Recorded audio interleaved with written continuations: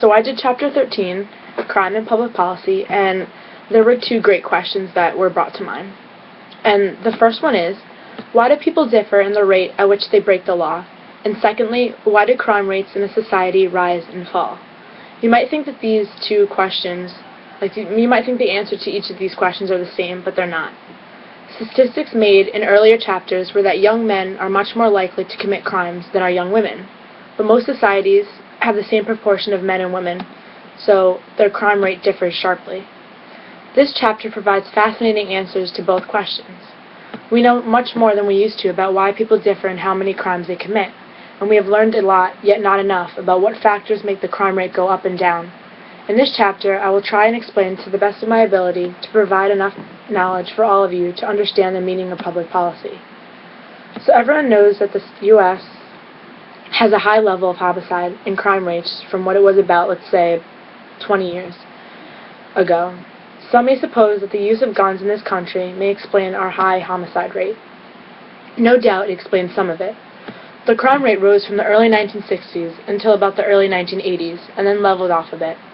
Part of this decline is the result in the proportion of juveniles committing crime, but that's not the whole story. Facts have shown that in the 1970s, young people were not only a bigger part of the population, but they also, as individuals, were more likely to commit serious crimes. To the extent we have learned that the factors in our lives are a powerful influence of the crime rate. These include, as Wilson states, our commitment to liberty, our general prosperity, and our popular values, which seem to be the hardest and riskiest to change. There are things that can be altered and safely changed, but yet they only have limited influence on the crime rate.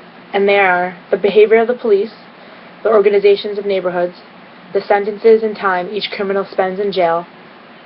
In the previous chapter of this book, Rousseau believed that people were generally born good, and that it was society that shapes them or influences people, sometimes in a negative way. Again, it is stated on page 251 that if you wish to make a big difference in crime, you must make fundamental changes in society. That one statement in the beginning of the reading is what really summarizes this entire chapter. It is said that anti-crime policies are less likely to succeed if there are no reasonable alternatives to crime.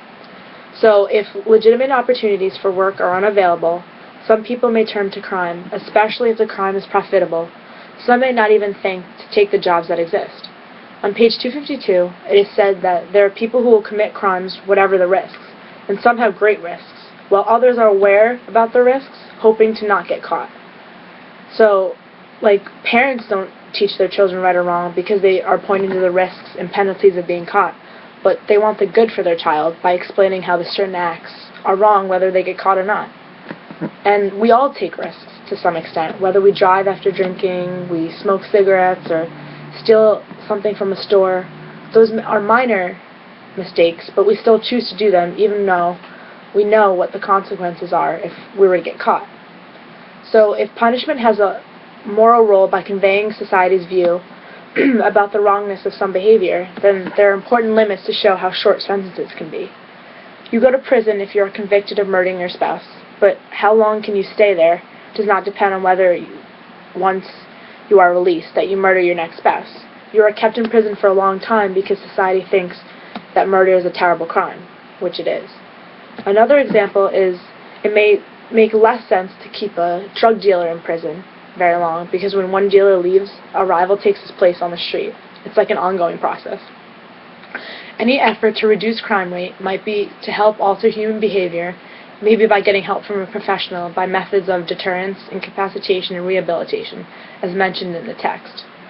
So, a reasonable set of policies would be the following.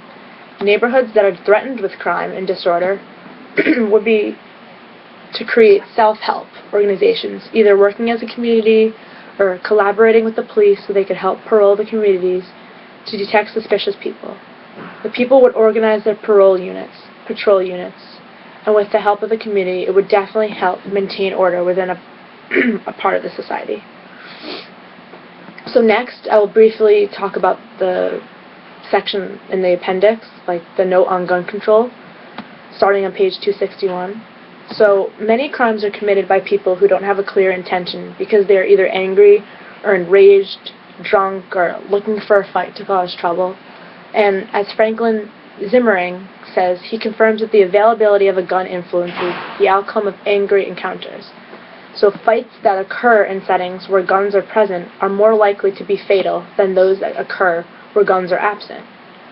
But surely we can reduce the number of guns carried by people who are ready to use them for criminal purposes.